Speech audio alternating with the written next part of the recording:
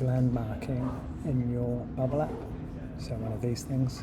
So basically you want to be adding these sorts of things: role equals banner, role equals footer. So you want to add on these attributes into your bubble app.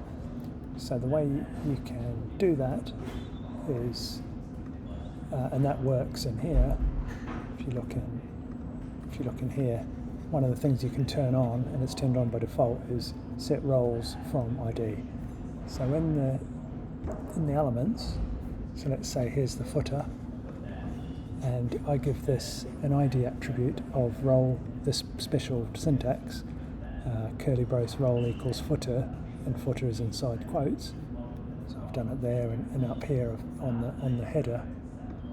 I've similarly done on this one, role equals header, and you would identify all of these other things as well, like nav, content, and just follow the instructions on here of what to identify. But for the footer and header, because I have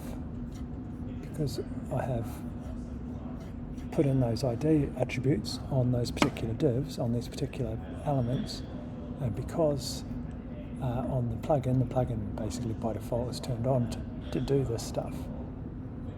What it will do is when it renders the page, the bubble page, if you go looking at this footer, for example, and I go and inspect the footer,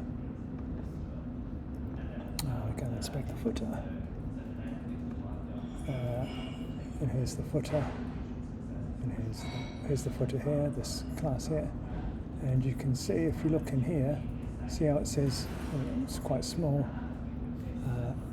role equals footer here.